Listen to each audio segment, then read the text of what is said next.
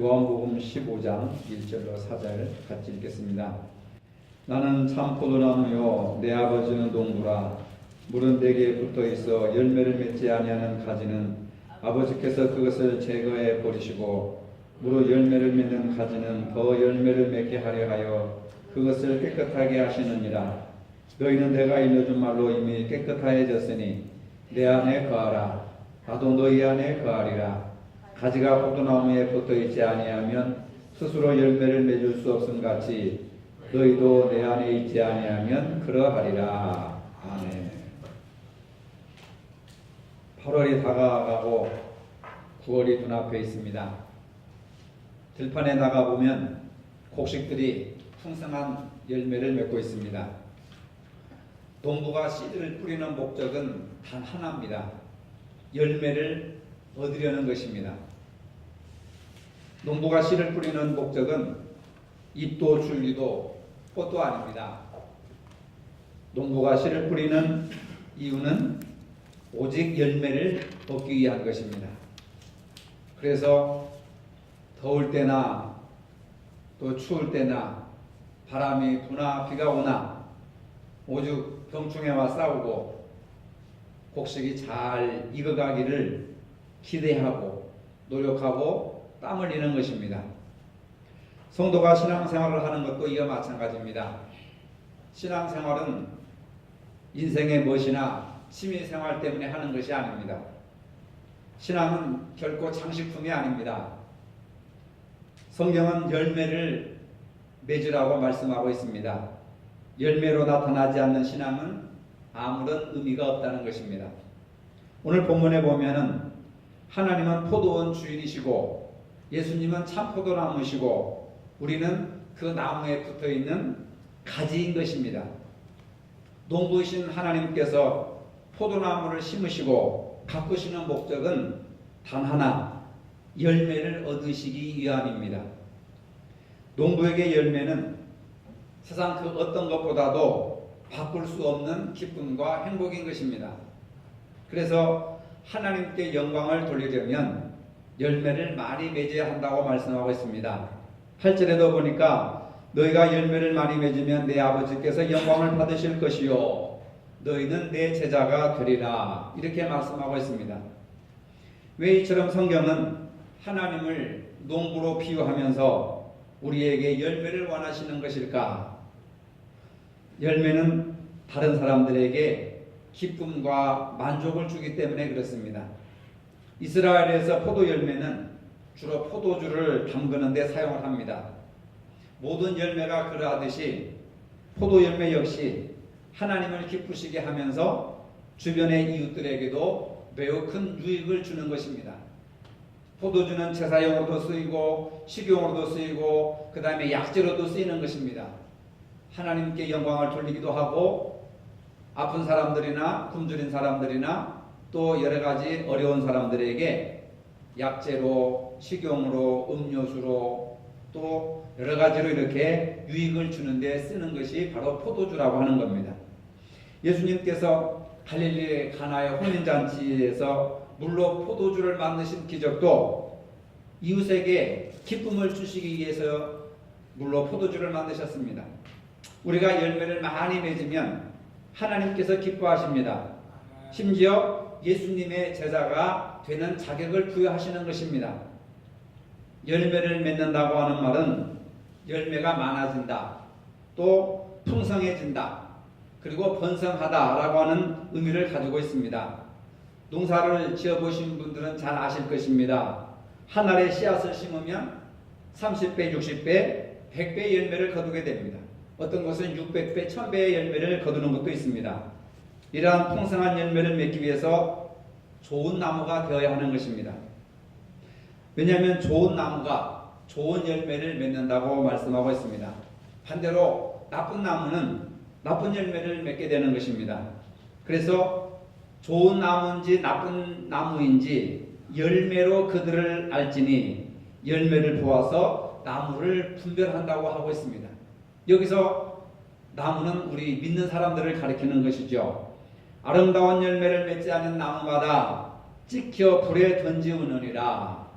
곧 열매를 보고 나중에 심판하시겠다고 말씀하고 있습니다. 우리가 신앙생활에 더 열심을 내야 하는 이유가 바로 여기에 있는 것입니다. 아무리 잘 자라고 잎이 무성하더라도 열매가 없는 나무는 찍어서 불에 던져버릴 것이다. 지옥으로 보낸다고 하는 무시무시한 말씀이 들어있습니다. 예수님은 포도나무이시고 우리는 그 포도나무에 붙어있는 가지입니다. 나무와 가지의 관계는 생명의 관계로 연결되어 있습니다. 뿌리에서 자양분을 줄기가 흡수하고 그 줄기에서 가지로 또 영양분이 공급되어서 그 가지에서 잎을 피우고 꽃을 피우고 열매를 맺는 것입니다. 바로 가지와 줄기, 나무와 가지와의 관계는 생명의 관계, 예수님과 우리와의 관계는 바로 생명의 관계라고 하는 겁니다. 생명의 관계라고 하는 것은 생명의 근거가 우리에게 있는 것이 아니고 예수님께 있다고 하는 것입니다. 가지는 줄기에 붙어 있어야 열매 맺는 신앙인이 될 수 있다고 하는 것이 바로 그런 것입니다. 그러면 열매 맺는 신앙이 되려면 어떻게 해야 되느냐? 미국 세들백교회 리워런 목사님은 이 부분에 대해서 4가지로 설명을 하고 있습니다.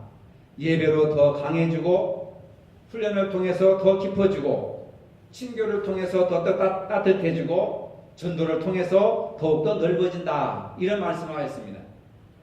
예배, 친교, 훈련, 전도, 이것은 온전한 인격을 통해서 이루어지는 신앙의 열매라고 하는 겁니다. 우리가 좋은 나무가 되어서 좋은 열매를 맺어 하나님께 영광을 돌리는 가장 귀한 방법은 예배를 통해서 가능하다는 것입니다. 하나님이 우리와 만나시기를 기뻐하는 시간이 바로 예배 시간이라고 하는 겁니다.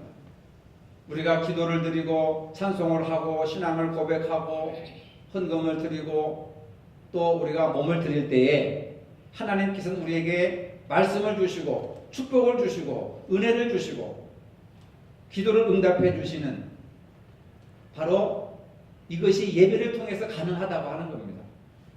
우리가 경건히 예배 드릴 때 하나님의 능력을 공급받아서 열매를 풍성하게 맺을 수 있는 것입니다. 예배를 소홀히 하면 은혜 받기가 힘듭니다. 가지가 줄기로부터 영양분을 공급받아야 되지, 영양분을 공급받지 못하면 가지가 말라 비틀어지고 죽게 되는 것입니다. 예배를 통해서 우리가 하나님을 경험하게 되고 하나님의 영이 우리 안에 충만하게 된다는 것을 믿으시기를 바랍니다. 예배에 힘쓰며 날마다 기도함으로 하나님과 영적인 코드가 맞을 때에 열매를 맺게 된다는 겁니다.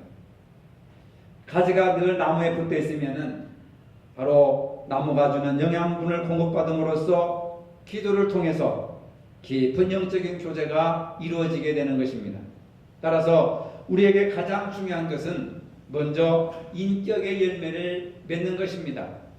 그저 막연히 하나님을 믿는다거나 예수님이 나의 구주요 주님이시라고 하는 것을 아는 것이 신앙이 아닙니다.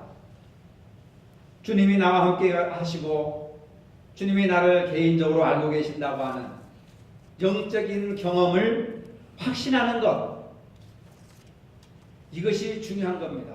근데 오랫동안 예수를 믿어도 확신이 오지 않는 것은 뭐냐면 개인적인 경험이 없기 때문에 그렇습니다.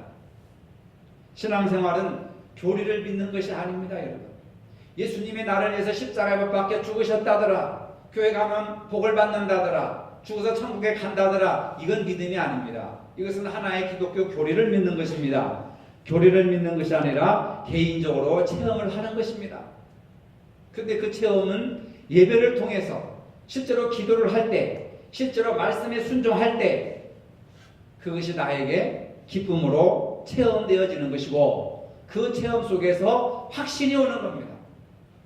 여러분, 믿음은 확신인 것을 믿으시기 바랍니다. 구원의 확신, 사죄의 확신, 은혜의 확신, 또 넷에 대한 확신, 이 확신이 체험을 통해서 이루어진다고 하는 겁니다. 우리가 이처럼 주님과 인격적인 교제를 할 때에 신앙생활이 변하게 되는 겁니다. 어떤 모습으로 변하게 되느냐? 중국에서 실제 있었던 일입니다. 가뭄이 몹시 들어가지고 물이 귀한 때에 농촌에서는 물싸움을 자주 하게 됩니다. 우리나라에서도 물싸움을 하다가 사람을 삽으로 내리쳐서 죽이는 그런 일도 실제적으로 몇 년 전에 있었습니다.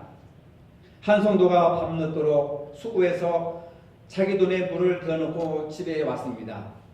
아침에 일찍에 일어나 논에 가보니까 이웃집 사람이 밤새도록 자기 돈에 물을 댄 것을 이 논둑을 터가지고 이웃집 자기 돈에다가 물을 끌어다 쓴 겁니다. 화가 나가지고 당장에 달려가서 멱살을 잡고 싶었지만은 내가 예수 믿는 사람이 참아야지, 내가 참아야지 어떻게 하겠는가 하고 또 밤새도록 자기 돈에다가 물을 이렇게 댔는데 그 다음날 일어나서 가보니까 또 이 양치 맞은 사람이 논둑을 다 터놓고 자기 돈에다가 물을 가득 채우고 있는 것입니다. 물을 훔쳐간 것이죠. 이런 일이 비일비재합니다. 우리나라에서도 이런 일들이 굉장히 많이 있습니다. 몹시 화가 나가지고 달려가 죽이고 싶었지만은 예수 믿는 사람이 참아야지 하면서 목사님에게 찾아가가지고 억울하다고 하소연을 합니다. 그때 목사님이 가만히 생각하시더니 이런 말씀을 하십니다. 누가 옳고 그르냐를 따지지 말고 어느 것이 서로 사는 길인가를 생각하십시오. 그러면서 이번에는 물을 한 번 더 빼앗긴 셈 치고 그 사람의 논에 물을 먼저 대주고 그 후에 성도님의 논에 물을 한 번 대보십시오. 내가 왜 그래야 됩니까? 할 수 없습니다. 그런 마음이 굴뚝 같았지만은 목사님께서 시키시는 일이니까 한번 순종해보자 해가지고 억지로라도 그 밉살 맞은 이웃집 논에 물을 가득 대어주고 그 다음에 자기 돈에 물을 댔다는 겁니다. 그랬는데 아침에 일찍이 그 밉살스러운 이웃사람이 눈물을 흘리면서 찾아와서 예수님 믿으면 그렇게 착한 사람이 됩니까? 나는 당신이 달려와서 내 멱살을 잡을 줄 알았는데 제 돈에 물을 채워주다니요. 저도 예수님 믿고 좋은 사람이 되겠습니다. 라고 이렇게 고백하더라는 겁니다. 결국 그의 선행으로 귀한 영혼을 교회로 인도할 수가 있었다는 그런 간증의 이야기를 들어본 적이 있습니다. 믿는 사람들이 이러한 신앙의 인격을 가졌더라고 한다면 교회마다 사람들로 차고 넘칠 것입니다. 오늘 우리도 이러한 성숙한 인격의 열매를 맺어야 될 줄로 믿으시기를 바랍니다. 믿는다고 하는 것이 교리를 믿는 것이 아닙니다. 실제 나의 삶 속에서 하나님의 의를 이루는 것입니다. 내가 양보하고 내가 포기하고 내가 억울해도 예수 믿는 사람이기 때문에 하나님의 영광을 위해서 내 유익보다는 남의 유익을 먼저 생각해 주는 그것이 실제로 인격의 열매를 맺는 모습입니다. 그 다음에 입술로 찬송의 열매를 맺어야 하는 것입니다. 성경은 분명히 우리의 입술에 열매가 있다고 했습니다. 잠언 18장 20절에 죽고 사는 것이 혀의 권세에 있나니 혀를 쓰기 좋아하는 자는 그 열매를 먹으리라. 그런데 하나님께서 가장 기뻐하시는 입술의 열매가 무엇입니까? 바로 찬송과 감사의 열매입니다. 히브리서 13장 15절에 그러므로 우리는 예수 그리스도로 말미암아 항상 찬송의 제사를 하나님께 드리자. 이는 그 이름을 제문하는 입술의 열매니라. 하나님을 찬송하는 것, 하나님께 찬송 드리는 것이 예배인데 그것이 입술의 열매가 된다고 하는 것입니다. 성경에 보면은 홍해가 갈라지면서 구원을 체험한 모세가 찬송을 합니다. 처녀의 몸으로 예수님을 품게 된 마리아의 순종 찬송이 나옵니다. 빌립보 감옥에서 손을 잡고 기도했던 그리고 찬송했던 바울과 실라의 찬송이 기록되어 있습니다. 하나님 법궤가 예루살렘에 들어오는 것을 보고 바지가 벗겨주는 줄도 모르고 춤추며 찬송했던 다윗에 이르기까지 성경의 주요 인물들은 한결같이 하나님을 찬송했습니다. 큰 업적을 이룬 사람들은 한결같이 하나님을 찬송했습니다. 이들은 힘을 다해서 목소리를 다하여서 바로 순종과 겸손으로 하나님을 찬송했습니다. 기도가 습관이 되어야 하듯이 찬송도 습관이 되어야 할 줄로 믿으시길 바랍니다. 감사할 일이 있을 때 찬송하고 은혜를 느낄 때 찬송하고, 그렇지만은 실패할 때도, 삶이 끝없이 추락할 때도 하나님을 찬송하면서 독수리의 날개치며 올라감 같은 날아오는 힘을 공급받아야 될 줄로 믿으시길 바랍니다. 마음의 염려와 근심이 밀려올 때도 찬송하고, 그래서 그 마음에 밀려오는 근심과 두려움을 찬송을 통해서 기쁨으로 변화시켜야 하는 것입니다. 마음속에 밀려오는 두려움을 내쫓는 찬송보다 더 좋은 방법이 어디 있겠습니까? 찬송을 부를 때 악신이 물러가고, 찬송을 부를 때 질병이 떠나가고, 찬송을 부를 때 마귀가 물러가는 그러한 일들이 성경에 얼마나 많이 기록되어 있는지 모릅니다. 일하면서 찬송하시고, 설거지하면서 운전하시면서 찬송하시고, 누워있을 때도 찬송하시고, 일어서서 찬송하시기를 바랍니다. 우리가 이처럼 하나님을 높여드리는 찬송의 삶을 살아갈 때 우리 안에 은혜가 넘치게 되고 하나님께서 우리의 삶을 지켜주시고 도와주신다는 겁니다. 찬송의 은혜가 얼마나 위대한 것인지 부흥사 무디 목사님의 유명한 찬송가 인도자였던 생키라는 사람이 있었는데, 이 사람이 여객선을 타고 여행을 합니다. 그런데 이분이 워낙 유명한 분이라, 찬송 인도자로서 워낙 유명한 분이라 신문에 얼굴이 많이 이렇게 신문에 나왔습니다. 그 신문에 나온 그 생키의 얼굴을 알아보고 많은 사람들이 노래를 부탁을 합니다. 선생님께서 작곡한 노래를 불러주십시오. 그 배를 타고 가는데 많은 사람들이 자기를 아는 체 하는 겁니다. 그래서 이분이 또 자기가 작곡한 찬송가를 아름답게 불러주었습니다. 근데 어느 한 사람이 찾아와가지고, 생키 선생님, 남북전쟁 당시 북군으로 참석한 일이 있었습니까? 그러니까 예, 있었습니다. 저는 그때 남군으로 참전했는데 선생님을 뵌 적이 있습니다. 선생님은 북군 파란 군복을 입고 있었는데 그날 밤 달이 너무 밝았는데 선생님은 제 사정거리 안에 있었습니다. 제가 선생님을 겨냥해서 방아쇠를 막 당기려고 하는데 선생님 노래소리가 들려오기 시작했습니다. 오늘 밤에 부른 그 찬송가를 불렀지요. 그런데 그 찬송가가 우리 어머니께서 늘 부르시는, 자주 부르시는 그 찬송가였습니다. 선생님이 예수 믿는 사람이라는 것을 알게 되자 저는 도저히 선생님을 향해 방아쇠를 당길 수가 없었습니다. 이런 고백을 하는 겁니다.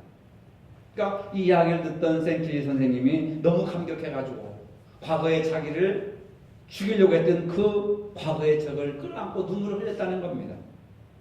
이것이 바로 죽을 위기에서도 찬송함으로 살아난 기적.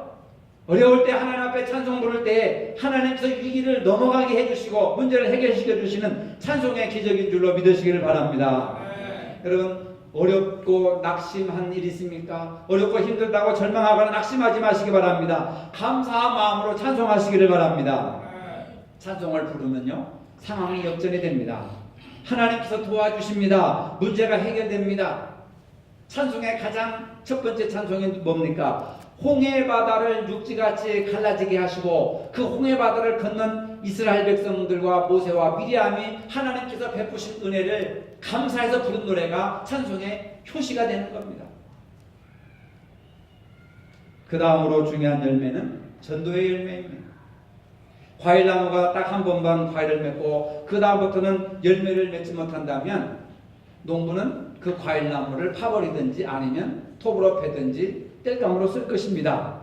예수님께서 승천을 앞두시고 제자들에게 나타나셔서 마지막 지상명령을 하셨습니다. 너 혼자만 복음을 믿어서는 안 된다는 겁니다.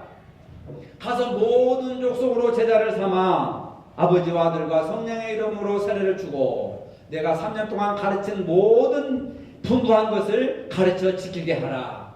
그런 명령을 하셨습니다.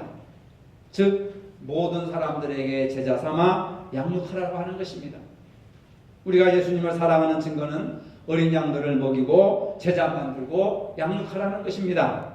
반면에 예수님은 누가복음 13장 6절로 9절에서 열매 없는 무화과 나무의 비유를 통하여서 열매 맺지 않는 나무는 하나님이 찍어버리신다고 말씀하셨습니다. 하나님은 우리가 더 큰 열매, 더 풍성한 열매를 맺기를 원하신다는 겁니다. 그런데 교회 가운데 가장 큰 문제점은 교인들의 교회는 오래 다녔는데 뚜렷한 열매가 없다는 것입니다. 적어도 3년 가까이 하나님의 말씀을 배우고 지켰다면 이제는 열매가 나타나야 될 때입니다. 적어도 나무를 심어 놓으면 3년이 지나면 열매를 맺는데 우리는 3년이 6년이 되고 9년이 되고 12년이 됐어도 열매 하나 맺지 못한다고 한다면 이건 진지하게 내 신앙의 모습을 성찰해 볼 필요가 있지 않는가 하는 생각이 듭니다. 사과나무나 귤나무를 심으면 3년이 지나면 열매를 맺는다고 합니다. 그리고 10년 정도 지나면 500개 이상의 열매가 열린다고 하는 것입니다. 여러분 옥수수 같은 경우는 한 개를 심으면 그 줄기 하나에서 5개, 6개의 그 옥수수가 열리는데 옥수수 하나에 200개 내지 300개의 옥수수 알을 맺는다고 하는 것입니다.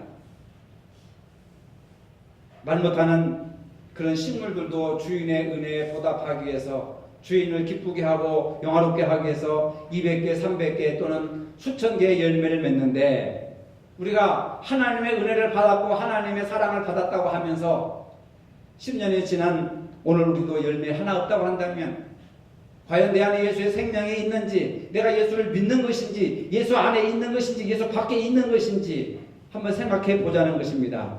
너희가 내 안에 거하고 또 내가 그 안에 거하면 사람이 열매를 많이 맺나니 나를 떠나서 너희가 아무것도 할 수 없다. 예수 안에 있다고 하면서 예수를 떠나면 열매가 없는 겁니다. 그러나 예수님 안에 내가 있고 내 안에 예수님이 거하시면 열매를 맺는다고 했습니다. 근데 왜 오늘 우리는 열매가 없습니까? 예수 안에 있다고 하면서 예수 밖에 살고 있는지 모릅니다. 예수 안에 있다고 하면서 예수 밖에 예배를 드리는지 모르겠습니다.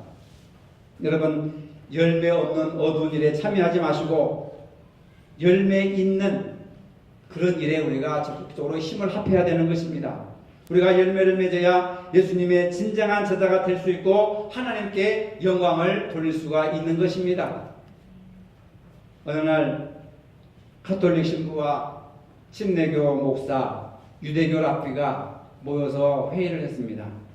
그중 한 분이 사람에게 전도하는 것보다도 진짜 어려운 것은 곰에게 전도하는 것이다. 우리가 사람에게 전도하는 것이 너무 어려우니까 한번 곰에게 전도를 해가지고 개종을 시켜봅시다. 그래가지고 세 명이 의기투합을 해가지고 곰을 전도시키고 자기들 교인이 되게 하기 위해서 이제 전도를 하러 갔습니다. 일주일 후에 그들은 다시 만나가지고 개종의 성과를 이야기합니다. 먼저 신부가 팔에 붕대를 감고 목발을 짚은 채 돌아왔습니다. 나는 숲으로 가서 곰을 찾았습니다. 아침 한 마리를 발견하여서 교리서를 읽어주었더니 곰은 듣고 싶지 않은지 거칠게 나를 뿌리쳤습니다. 그래서 내 팔과 다리가 부러졌습니다. 그렇지만 손에 성수병을 주고 세례를 주었더니 양처럼 유순해지더군요. 이런 말을 하는 겁니다. 여러분 너무 심각하게 듣지 마세요. 다음에 침례교 목사가 팔과 양다리에 속고붕대를 감고 흰채에 앉은 채 이렇게 말합니다. 나도 숲에서 곰을 찾았습니다. 그리고 곰에게 성경 말씀을 들려주었는데 곰이 들으려고 하지 않더군요. 그래서 곰을 붙잡고 씨름을 하다가 개울에 들어가가지고 곰을 물속에 담가가지고 침례를 주었습니다. 그 과정 속에서 팔과 양다리가 다 부러졌습니다. 이렇게 얘기를 하는 거예요. 누가 남았습니까? 누가 남았어요? 전혀 여러분들이 지금 따라오지를 못합니다. 이제 전신에 붕대를 감고 들것에 실려있던 랍비를 보았습니다. 이 랍비는 전신에 붕대를 감고 들것에 실려왔습니다. 랍비가 그들에게 말합니다. 생각해보니 곰에게 할례부터 시작하는 건 별로 좋은 방법이 아니었습니다. 그러더라는 겁니다.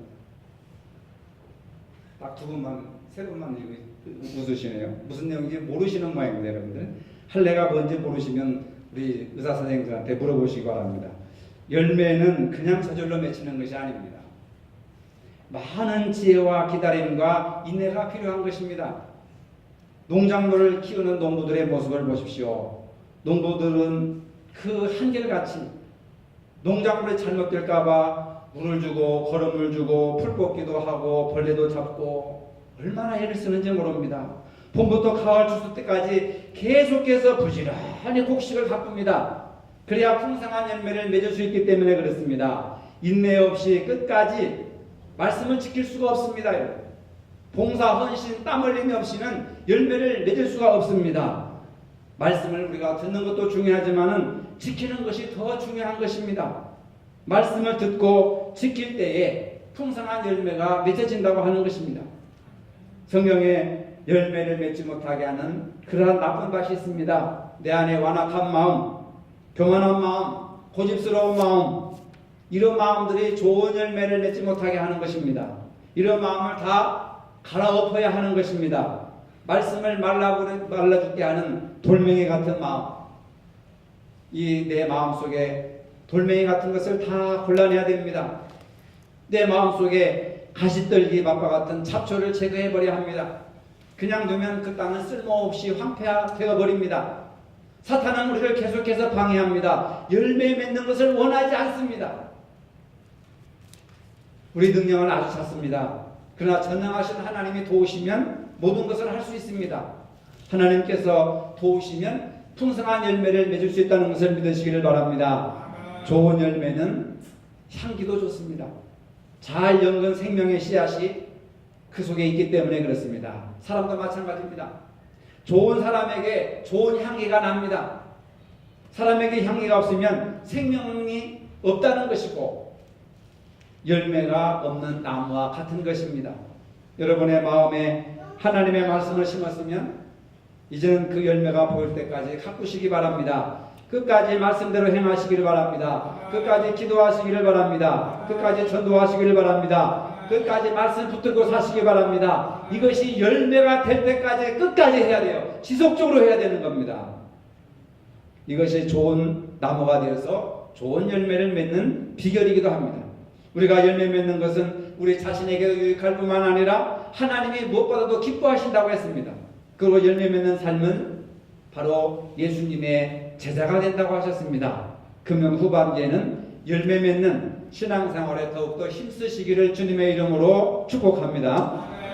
거룩하신 아버지, 들판에 곡식들의 열매를 맺고 있습니다. 오늘 주님 우리 안에 거함으로 열매 맺는 삶을 살기를 원하십니다. 인격의 열매를 맺게 하시고 찬송의 열매를 맺게 하시고 전도의 열매를 맺게 하여 주시옵소서. 우리 삶에 풍성한 열매를 맺어서 하나님께 영광 돌리는 주님의 참된 제자가 되게 하여 주시옵소서. 예수님 이름으로 기도합니다. 아멘.